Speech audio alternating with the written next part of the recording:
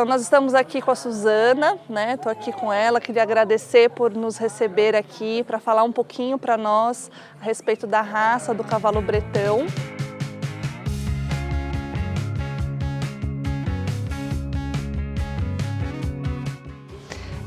Nós recentemente publicamos, né, junto com o NEBEC, um manual de boas práticas para o bem-estar do cavalo nas terapias e atividades assistidas com equinos. E neste manual consta, né, a raça bretão e ninguém melhor, né, do que a Suzana para poder falar para a gente hoje um pouquinho a respeito dessa raça maravilhosa, né, que nós, modéstia à parte, eu até queria já levar um aqui para casa. Apreciamos muito, né? É um cavalo muito dócil, que tem uma conformação ímpar, né? Principalmente a gente pensando aí para hipoterapia, para reabilitação.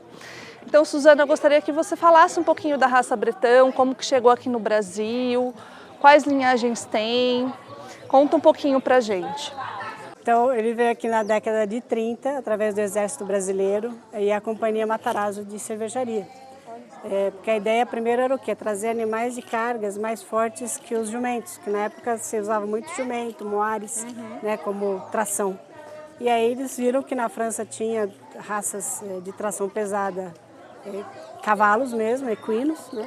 E aí começaram a pesquisar e viram que o bretão seria uma opção interessante, assim como o percheron também, que veio na mesma época. E o bretão veio através do Exército Brasileiro, que trouxe os primeiros exemplares, tá? Que vieram depois para as codelarias, todos os projetos que se tinha de tração animal, como dizer assim, tração agrícola, foram sendo reduzidos, porque aí você já tinha trator para oferecer para os agricultores e tal. E aí o que aconteceu? As raças, tanto a bretão como o percheron, que também eu conheço, foram sendo vendidas para criadores particulares. Então saiu dos governos, né? Antes era muito público, era exército, governos estaduais, né, de Paraná, de São Paulo, de Goiás, que trouxeram os animais. E somente na década de 80 começou a vir para os criadores particulares. Daí foi criada a Associação Brasileira de Criadores do Cavalo Bretão, que eu faço parte hoje desde 1990, como técnica e depois em 95 como superintendente do studbook da raça. Logicamente eu vejo ele com uma serventia, né, muito grande para a área das terapias assistidas, mas eu fico pensando também que ele é um cavalo versátil, né? E acho que às vezes as pessoas têm uma visão um pouco mais fechada, né, a respeito do emprego, do uso do cavalo bretão. Sim. Como que você vê isso, Suzana? Ainda tem muita mentalidade das pessoas que veem o bretão como um cavalo de carroça. Então você tem tanto não só para carroça, ele vai servir para carroça, para o teu trole, para a tua carruagem, para o teu passeio de sela, num desfile, né? Você tem um cavalo que tem uma conformação para as duas coisas, né?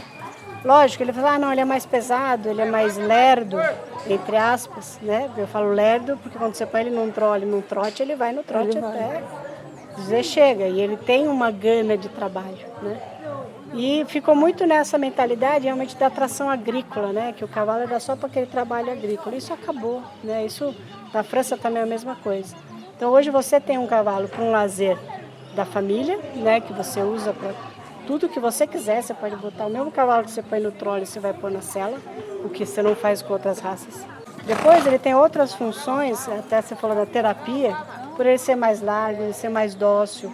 Ele tem uma conformação realmente de um animal de hipismo. Ele tem uma conformação, se você for ver paleta, pescoço, lançado, dorso, aprumo, ele é um cavalo que, se você falasse assim, ele pode saltar?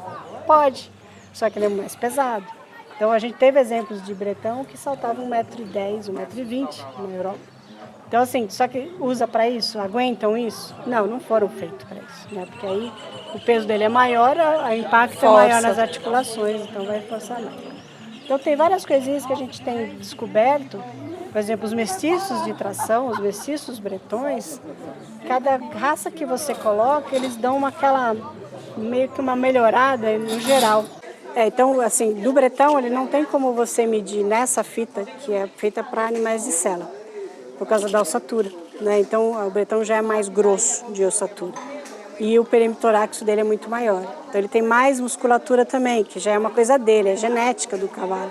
A gente fala assim, é um cavalo bombado. Não, é só boia, é a genética dele que faz ele ter essa musculatura. Então é dele, não precisa nem trabalhar para ele ter essa musculatura, é dele.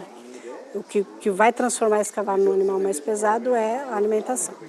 Então nessa parte, você tem uma fórmula hoje que é dada pelo IFC da França, que é o Instituto da França de Cavalo de Geral na França, e no cavalo de tração eles têm uma fórmula que você usa o perímetro torácico em centímetros vezes 7,3 menos 800 vai dar o peso vivo do cavalo bretão, tá?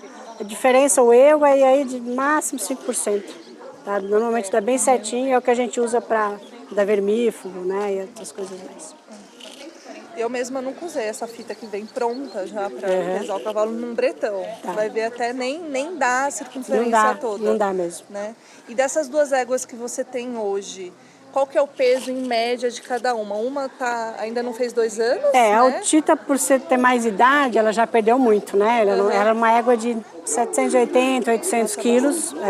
Ela tem 1,57m, 58, agora com a idade vai perdendo, né?